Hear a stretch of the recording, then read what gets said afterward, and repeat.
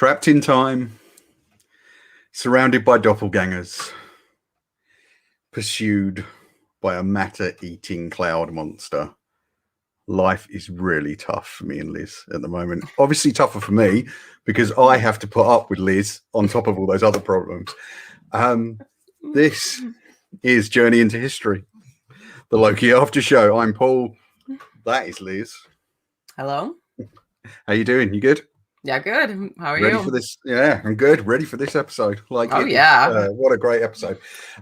So yeah, we are of course talking about episode 5 of Loki, Journey into Mystery. Now, Liz, after last week's devastating kind of cliffhanger, we find Loki. Obviously, we knew he was still alive. As I said, surrounded by doppelgangers. Old Loki, played by Richard E. Grant. Boastful Loki. We've got little kid Loki, and most surprisingly of all, alligator Loki. Loki. Who provided for some great comedic moments this week. Yeah, we're going to keep it on an amphibian tip actually, because there was another character that popped up. There was that was amphibian based, as some of us may have noticed. A great Easter egg. Yeah, it was great. So yeah, we're now in the void, as we are told. Correct. Which is the kind of place where the TVA apparently dumps all the remnants of time periods that it resets, which is quite a revelation, because we assume that things just went on in those timelines as normal, but apparently they don't. Right, and we assumed that if you got pruned, you were dead, but as it turns out, you're just transported to the void. Because they don't actually, their devices don't actually just incinerate you. They can't actually destroy the matter, so they just move it to a place where it can't affect the timeline. And of course, that's apparently the end of time, where things are still being written and rewritten, and they employ, I don't know what to call it really, a demon. It's creature, right? It's as Loki describes it, it's like a living tempest. In the form of a dragon, which it does have its roots in Marvel Comics. So it's. Oh really? Alioth is that? It's a being that apparently it's. I think it's first appeared in the 90s in like an Avengers series. And it is a being that is able to sort of escape the constraints of time. So they've tweaked it a little bit from what its origins are. It's more like this guard dog, sort of between the void and whoever is pulling the strings, whoever is really behind the TVA. And I've got some theories about that, which we'll get into later. Good. I'm glad, because I'm now kind of stuck, because as we heard at the end of yesterday's episode, my thoughts initially were, okay, this is old Loki who's kind of, as part of his mischief, has created this all-powerful temporal agency, and of course that's revealed to not be the case. Quite distinctly. I loved the 4 new Lokis. They were great. There was some really, that was loads of fun for me to watch. Yeah. Super fun. And we think that boastful Loki might be a cross between Thor and Loki, because he kind of acts like Thor, but right.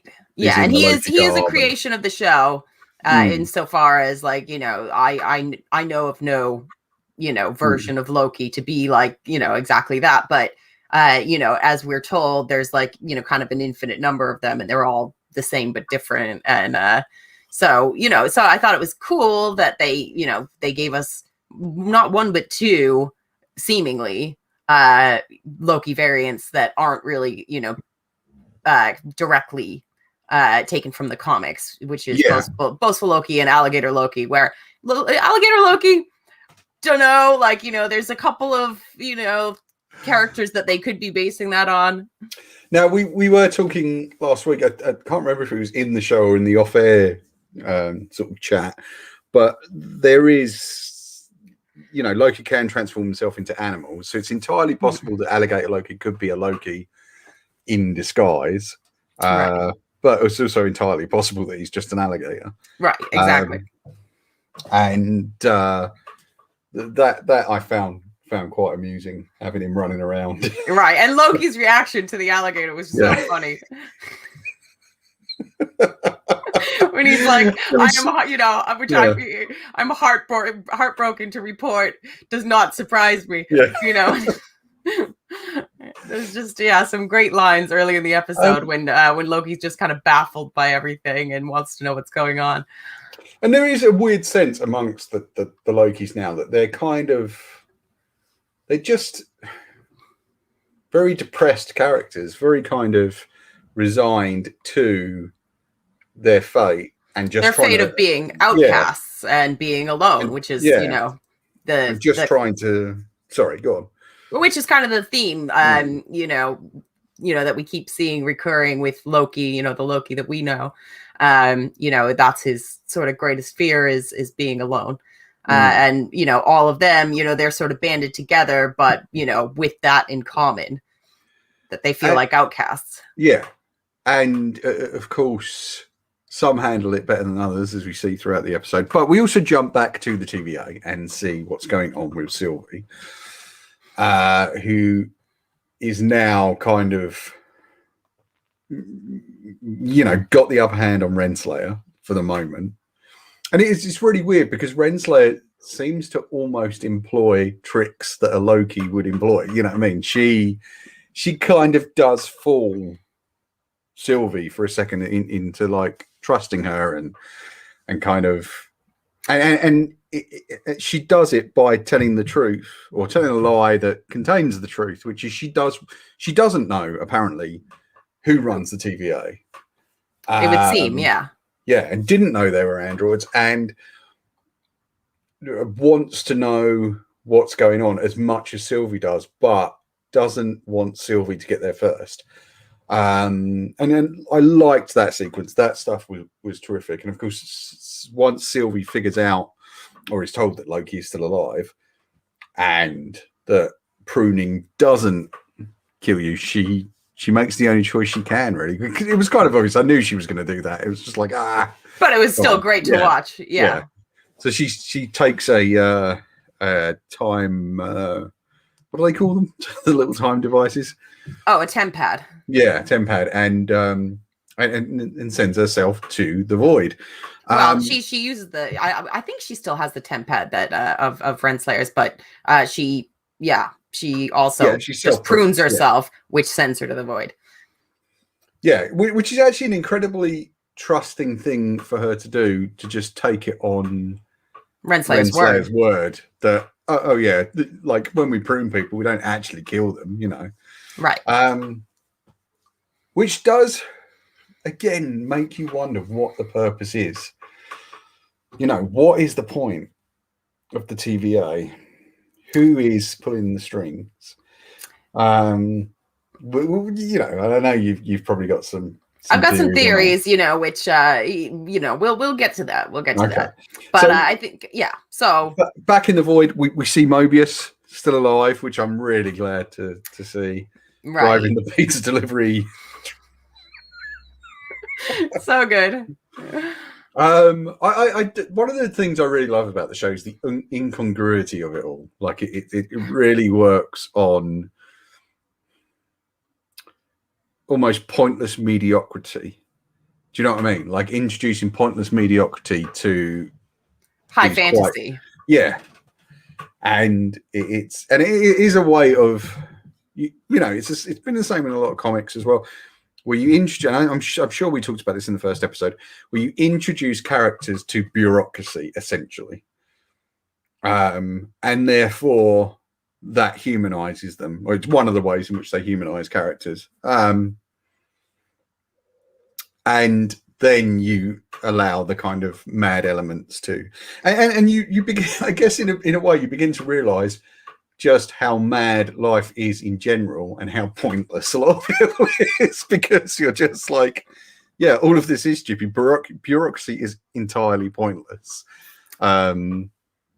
Right. And Loki, I mean, it's kind of funny that he's still wearing, this suit and tie when he, quite clearly could just conjure himself, his usual armor and cape. That's a great point. Because he's readying himself in a way for a much calmer life. Although in order to get that, he's kind of going to have to go through a lot of really weird stuff. And does, he sits around with the other Lokis and chats about their various right, yeah, there are various experiences. Yeah. Like we know a few things about each different Loki and the path that they took. And of course, the shocking revelation for me was the young Loki, who claims to murdered. Claims to have killed Thor, which is not in keeping with that character. So that's kind of interesting. Yeah, I can see a point where perhaps we have Kid Loki coming back with adult Loki. Well, Mobius offered them the chance. And they chose to say they said this is our home. I don't know, man. I think it would be an interesting element. Well, I've got some things to say about that. Cool. Whether we do that now or later. Do you want to talk about? I mean, Aelith. Then, of course, pursuing Sylvie and Mobius, and of course, Sylvie, manages to enchant Aelith for a moment, and she sees something that becomes important later. Right. A place where she feels there'll be answers. I've got a theory about that. Okay. All right. So we'll get to that too. We'll get to that.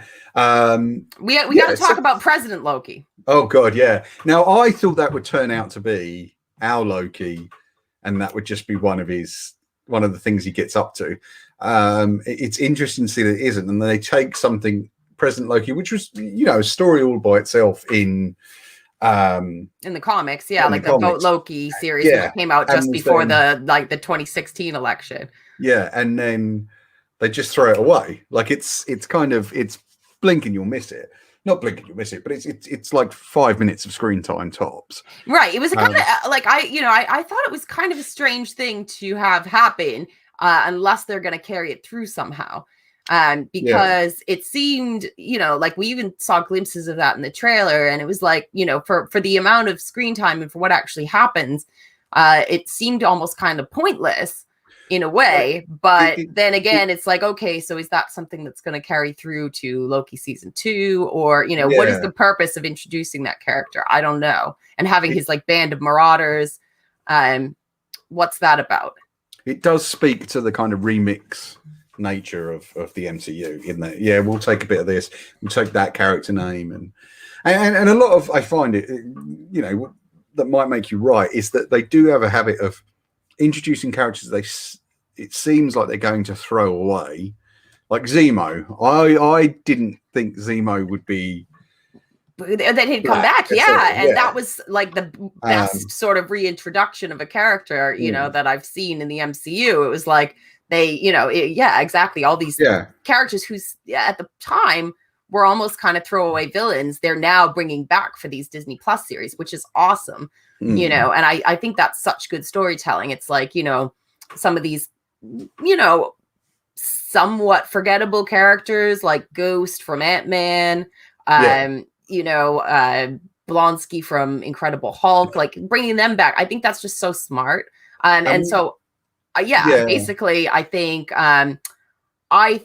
with this President Loki character that we haven't seen the last of him, I'm just guessing, but the fact that he got his hand bitten off, I think is what could distinguish him from the MCU Loki. Which was a great moment, watching him scream like a girl. Oh, he did scream like a girl. And we also get in that scene the betrayal of boastful Thor. Yeah. He's the one who actually set it up.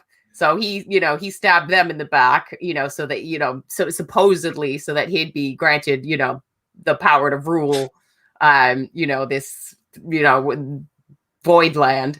And of course, he's not that smart as a Loki. No, he's not that, because he's got the Thor quality of being like, just big-headed and overconfident and basically a bit vain. So he doesn't take it on board that he's just going to get double-crossed. And of course, there's we do see a couple of other things on the way to their sort of subterranean bunker, which looks like a bowling alley. It's yeah. So on the way there, when they first arrive, we see the Thanos-Copter. Yeah. There were some really good Easter eggs in there, which was like Frog Thor, like Throg was my favorite. So we've got comes from Walter Simonson's Thor run. I think it's something like issue 359. Something like that. But it's a beloved concept of any Thor fan. It's like Loki turns his brother into a frog as a joke, and it's very funny. Mighty Thor 365. I've just had a quick look there. It's Mighty Thor 365. And in fact, they do have a story of their own, because he does, like, he's one of Loki's attempts to take the throne of Asgard that Throg kind of. I think Loki cocks up slightly by leaving him with the strength and warrior spirit of Thor. But I loved that. That was great. And he's got his little Mjolnir. So good. It made me. I like. What more could I want? And then of course we get the Thanos-Copter, which is hilarious. That's, I can't remember. I think that's from like a 70s issue of the Avengers or something like that. That Thanos would be riding around in his own helicopter that says Thanos, or plane that says Thanos, rather. Funny enough, guys, if any of you can tell us where if boastful Loki or alligator Loki have some basis in the comics, we'd love to know. That perhaps we're missing. Although Liz has read plenty of Thor. I mean, I'm pretty confident that that's not the case. Alligator Loki, I feel like if we're going to be sort of conjecturing, it's like, well, there is a very kind of notable animal character that does play a part in the Journey into Mystery series, but it's not an alligator, it's a bird, and we will talk about that at some point during this episode, I think. Okay. So I mean, I don't know if this is maybe just kind of a play on that, right? Because obviously he's Kid Loki's companion, which the bird in the comic series is Kid Loki's companion. So right, okay. So I mean, getting back into the episode, we have the plan now. Once Sylvie hooks back up with Loki and Mobius is going to return to the TVA in an attempt to get answers. Sylvie is confident that she can enchant Alioth, sorry, thank you. And they attempt to do that. Now, I've got some theories there, because like we see, obviously, in a lovely moment, old Loki goes back on, like, his plan is, oh look, I'm going to stay here and help. This is our home, blah blah blah, all that. But he then kind of goes back on that and conjures up an image of Asgard that Alioth then attacks Godzilla style, which I loved. That was great. And is, of course, completely confounded when the buildings disappear as he touches them. But Sylvie does indeed manage to enchant Alioth. And we see them heading towards a building. Now, I think that building might be Ravenscroft, the sort of version of Arkham Asylum that they have in the MC or in the Marvel universe. Okay. And I think someone is in that asylum that might be conjuring all this up. I can't say for sure. I don't know. It's just a wild guess. Who? I don't know. Oh, okay. If I knew that, Liz. Well, I mean, that much seems obvious, my friend. It'd be called Journey into Answers, wouldn't it? Not Journey into Mystery. I don't know. Okay, so what makes you think it's Ravenscroft? I don't know. I've just got a gut feeling. Just call it a gut feeling. It looks sinister. It looks like an insane asylum, I think. Right. Okay. Now, I'm trying to think who would have the power to do that in the MCU. But see, I don't. Okay, well, do you want to hear my theories? Yes, I would love to. Okay, all right, let's talk about my theories. Okay, so the look of the castle to me, even though I don't think this is who it is, but I'm not going to completely rule it out. Okay. Looked similar more to Castle Doom. Okay. Right. You think they're going to go that big? Well, I don't know. I don't think it really is. I think, to be honest, I don't know that it's a kingdom with any particular significance. However, I do, and it's possible that it could, but I do think I don't think it's Dr. Doom. It's possible. I mean, Doom, has been known to time travel. He is he's a genius. He's tangles with the Fantastic Four all the time, who love to time travel. So and he's also pretty significant as far as being a Loki adversary or sometimes ally.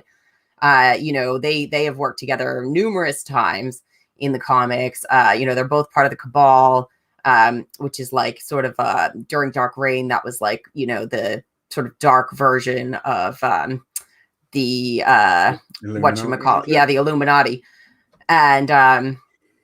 And yeah, they have a history. So it would be very satisfying for me if it was Dr. Doom, but I don't think it is. And I'll tell you why. Go on. I think that there's a character who has been cast, who we know is going to appear in another film, and who would make perfect sense in the context of all of this.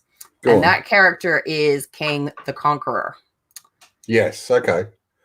But isn't Kang making his debut in Ant-Man Quantumania? Well, I mean, they said he's going to be in Ant-Man Quantumania. Okay. They didn't say that's where he's going to make his debut. All right. He's been cast.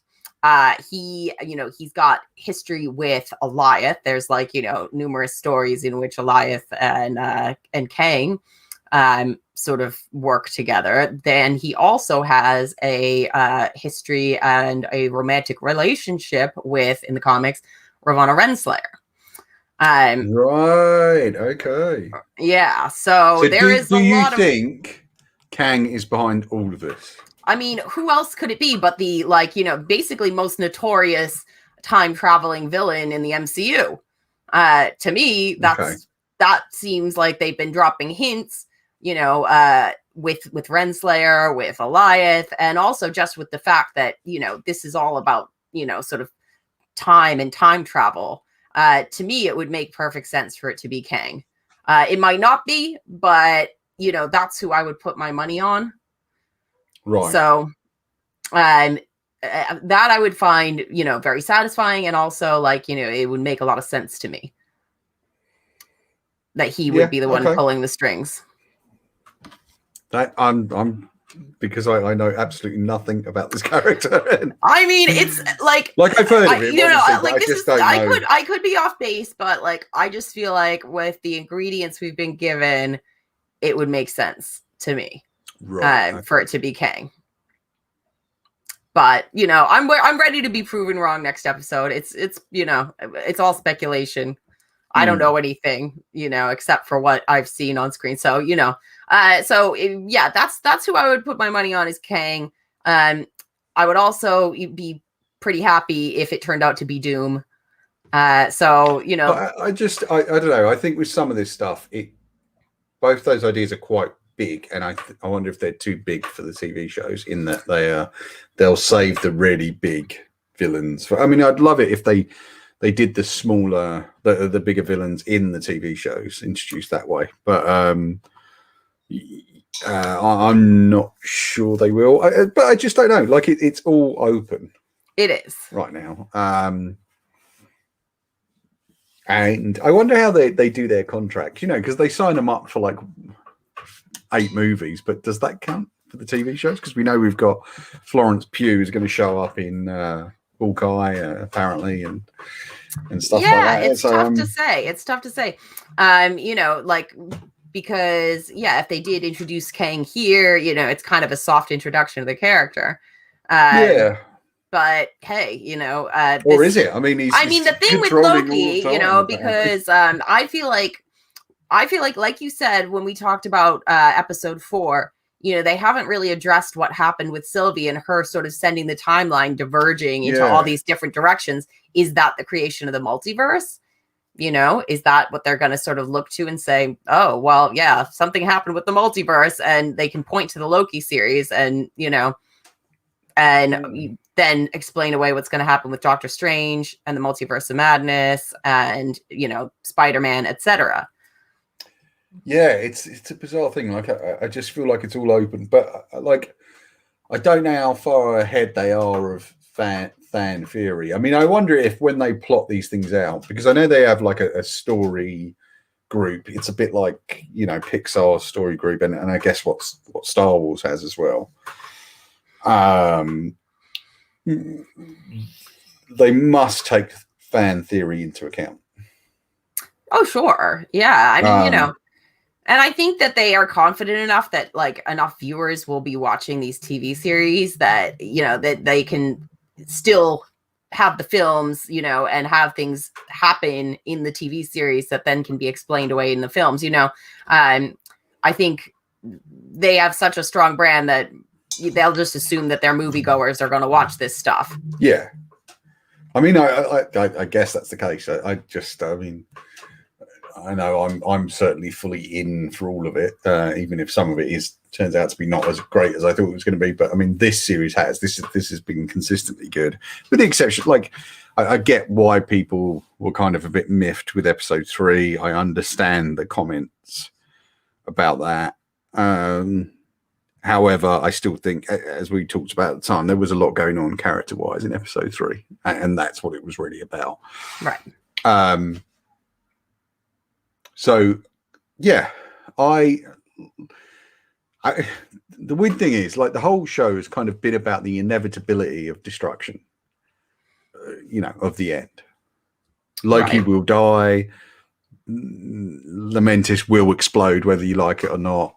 You know, Pompeii will still erupt. Yeah, Vesuvius will still erupt and destroy Pompeii. The end. Yeah, it's much like Ragnarok. You know, I mean, you know, Ragnarok. There's no way to stop Ragnarok.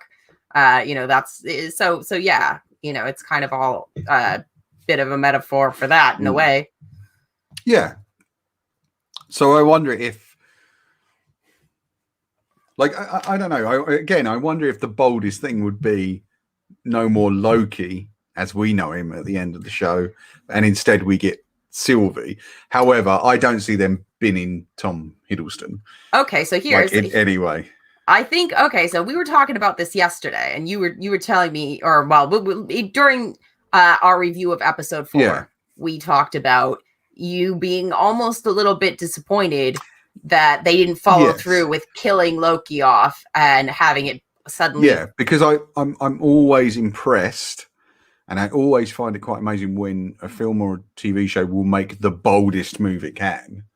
Right. And paint itself into a corner. And a lot of writers and directors will actually do everything they can to paint themselves into a corner so that they can get out of it again. And I think it would have been like the ballsiest move to actually just end in there. Although you might have got the you know, the clones, not the clones, but the variants. I think it would have been better to maybe not have the variants and to just have then Sylvie take over.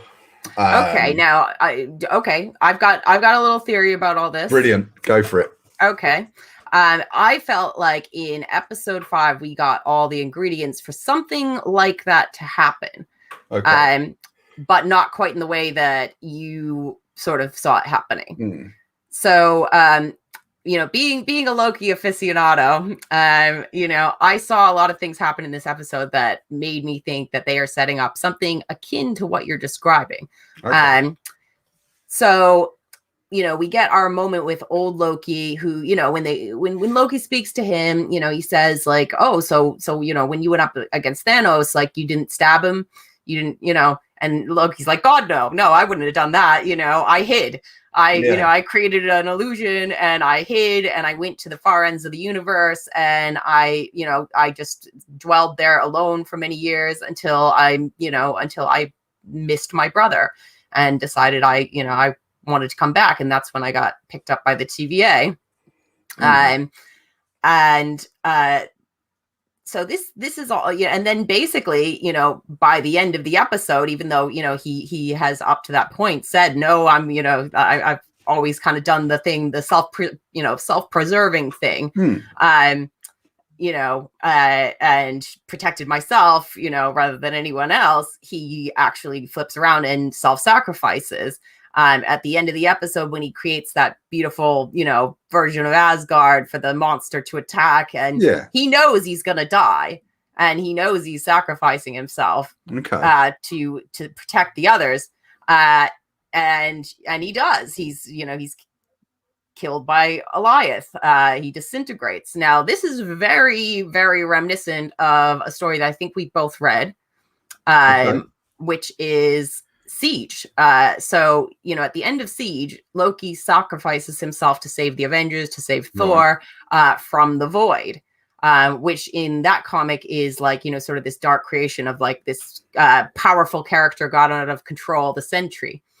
And so Loki's death is by the Void, in which he disintegrates after self-sacrificing. So I have to say, I actually haven't read Siege. Okay, all right. So I've got it up there, and I still haven't. Because I know you have it. You've mentioned to me that you like had it and were playing. Yeah, because I was asking about the reading order. So okay, so is it the Sentry that sort of fake character that Stanley? Yeah. He plays a really big part in Bendis's New Avengers series, and it's really awesome. Like the whole Sentry storyline in Bendis's New Avengers is really, really cool. And Siege was an event that kind of took place within that. And it's the event in which like old classic Loki dies, sacrificing himself, to sort of save Thor and also to, sort of just save the world. And that kicks off a really big, period in time, during which Loki comes back. He goes off, he apparently misses his brother. So he, his spirit finds a way to come back in the form of a child, which is Kid Loki. So, long story short, I'm kind of, giving you the go for it. Full version here. I think what we just saw is their take on that.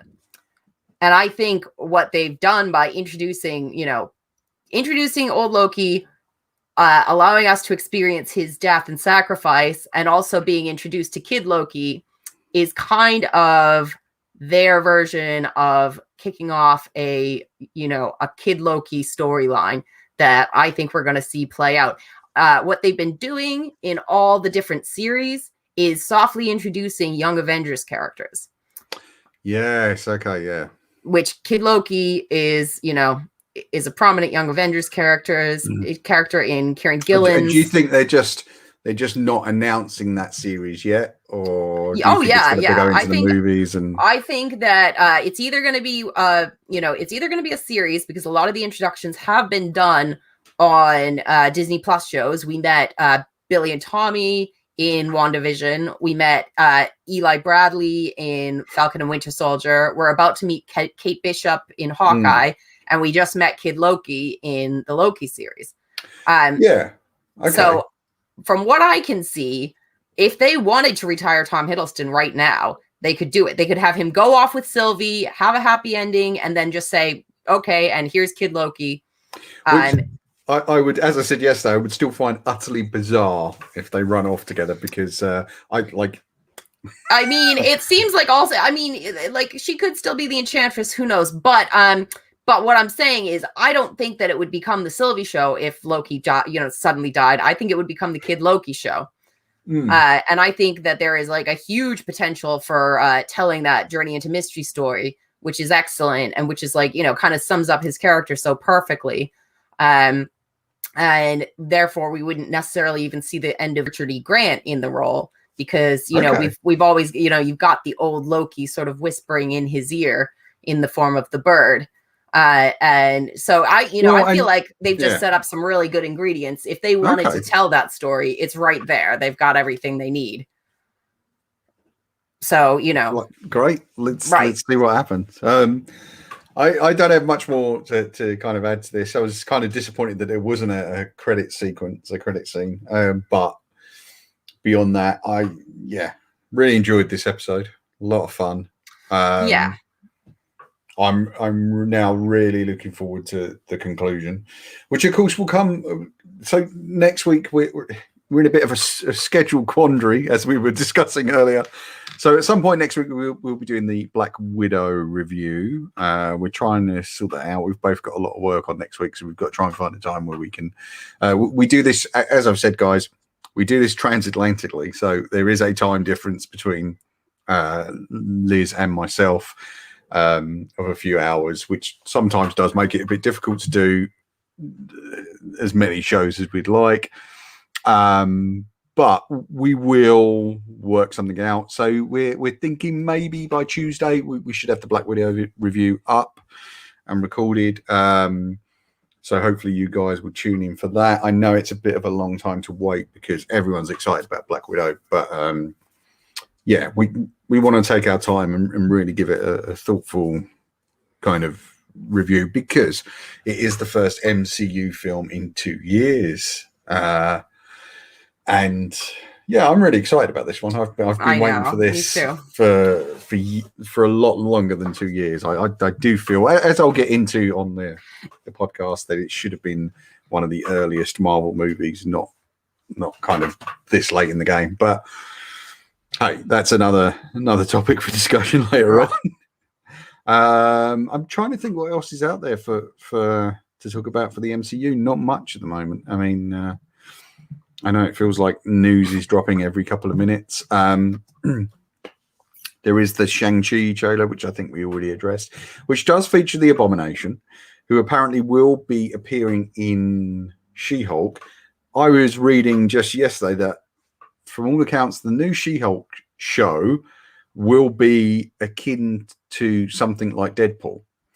Oh, wow. So I don't know if we're going to get a more kind of adult R-rated version, or that means there's going to be kind of fourth wall breaking moments. I mean, I don't know. I was really kind of expecting like sort of a Dan Slott run, sort of, like Lawyer by day, Hulk by, whenever she gets mad. I'm really interested. We know that Ruffalo's popping up for this show as well. Obviously, rumors keep persisting that Charlie Cox will appear, which would somewhere. Be so great. I would love it. Every week, there is a rumor that Charlie Cox is going to pop up in She-Hulk, or Charlie Cox is going to pop up in Spider-Man. I think people are so desperate to have like at least the Daredevil like series and characters reappear. I've got a feeling that maybe they're kind of done with it. That Marvel are done with those. I mean, they'd be foolish, I think, to throw away something successful that people love. And I would love to see those actors and their characters done through the filter of these MCU shows, which are a lot tighter. Because I mean, one of our kind of complaints back when we were doing reviews of those shows, Liz, as I recall, was that they were nearly all quite flabby. And I don't know that I would agree with that. I think they were. Okay, I mean, they all had at least one episode too much. I mean, Defenders had 2 episodes too many, at least. Well, I mean, I would say, when it comes to Daredevil, when it comes to Punisher, when it comes to the first season of Jessica Jones, I really think that those were pretty spot on. Like, I don't feel like there's a whole lot to trim from them, but I wish they would get into the mode of, and I'm sure this is coming. I mean, I know we've got the Guardians of the Galaxy holiday special in 2023, is it? Something like that. Yeah. So I I wish they would get into the thing of doing one-shot stories of like, this is going to be an hour. It's just an hour special, and we're just setting the ground for this, and this is what this is about. Or, 3-episode stories, like miniseries. They could do whatever they want, it's true. I think the holiday special, it's like, that's so cool. Like, who does that these days? It's like, like, great idea. And it suits Guardians perfectly because it is a reference to, the infamous Star Wars holiday special, which I still have hopes that Disney Plus will fish out the archives and put on. They've put on a segment of it. Right. On is it the segment with like Chewie, like, at so home with his family? They put on the animated segment from it. Right. But they refuse to put on I think Lucas is so mortified by that. That he's kind of had it written into the contracts that it will never surface. But yeah, like there's lots of stuff that could be happening. I think we've kind of run out of time, unless there's anything else you want to hit while we're here. You can, of course, support us on Patreon. Be very grateful if you do, guys. Lots of stuff to see and read on there from only £2 a month. You can buy something from the web store. There's new stuff going in there probably next week. I think I've got a whole new batch of stuff to put in. And you can follow us at The Comic Crush, Twitter, Insta. You can find us on Facebook, The Comic Crush. You can follow Liz at Liz C. Jordan on Twitter. You can check out her website, lizcjordan.com. Some great writing on there that's definitely worth your time reading. Some great sort of archival interviews and things, and or archival podcast stuff. Do check that out. And you can catch us here next week for Black Widow first, and then the final episode of this is the ton of shows coming up next week, guys. I'm sorry. I always hate this. It's always like one show a week, or here's 12. Well, we don't control the schedule, I know, it's just the way the scheduling has fallen. And then after that, we think probably sometime around then we'll be back with Crushing Comics, which is our comics review show. Back on the weekly grind, Liz, making sure we read those comics. I'm looking forward to that. Yeah, I am actually. It'd be nice to do that again. But yeah, guys, we'll catch you soon. Thanks very much for watching. Thanks for listening. If you're listening in on the podcast, I have been Paul. This has been Liz, and we are both leaving now. Bye-bye. Bye.